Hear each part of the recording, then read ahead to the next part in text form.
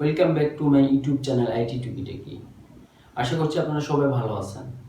আজকে আমি আপনাদের সামনে যে টপিক নিয়ে এসেছি সেটি জানার আগে বলে রাখি, আপনারা যারা নতুন, যারা এখনও আমার চ্যানেলটিকে সাবস্ক্রাইব করেন নাই, আমি তাদের জন্য বলছি তারা আমার চ্যানেলটিকে সাবস্ক্রাইব করুন এবং লাইক কমেন্ট শেয়ার দিয়ে আমার পাশে থাকুন। আর আজকে যে টপিক নিয়ে আসছি সেটি হচ্ছে যে কম্পিউটারের হার্ড ডিস্ক বেসিক থেকে ডাইনামিক হয় কীভাবে, আর ডাইনামিক হলে কি প্রবলেম হয়। ডাইনামিক হলে আমরা যখন অপারেটিং সিস্টেম ইনস্টল করতে যাই তখন অপারেটিং সিস্টেম ইনস্টল দেওয়া যায় না, হার্ড ডিস্ক ফরম্যাট হয় না, হার্ড ডিস্ক পার্টিশন হয় না। সো অনেকেই তখন ভাবি যে হয়তো হার্ড ডিস্ক নষ্ট হয়ে গেছে। অ্যাকচুয়ালি হার্ড ডিস্ক নষ্ট হয়নি, ওইটা বেসিক থেকে ডাইনামিক হয়ে যায়। আর ডাইনামিক হওয়ার কারণ হচ্ছে ওল্ড যেগুলো অনেক দিন ইউজেস হয়েছে যে হার্ড ডিস্কগুলো, সেগুলোর জন্য ডাইনামিক হয়। এরপর নানানভাবে ফুলফিল প্রপারলি যদি অপারেটিং সিস্টেম ইনস্টল না করা হয় সেক্ষেত্রে ডাইনামিক হয়। আরও বিভিন্ন কারণ আছে যেগুলোর জন্য বেসিক থেকে ডাইনামিক হয়ে যায়।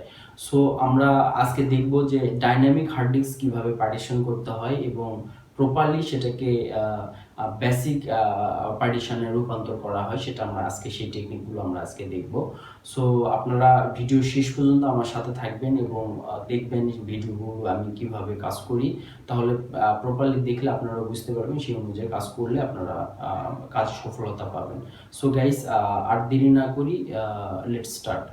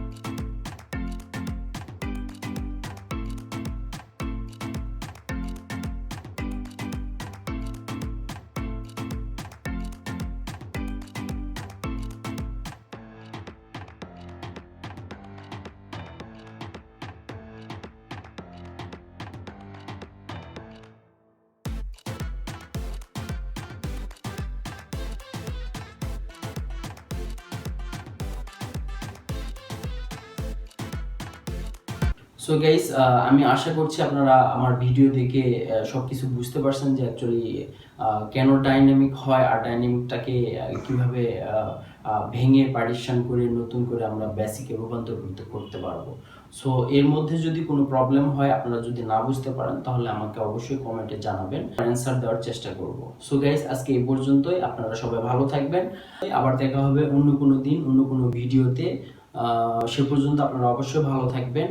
আমার জন্য দোয়া করবেন। আসসালামু আলাইকুম।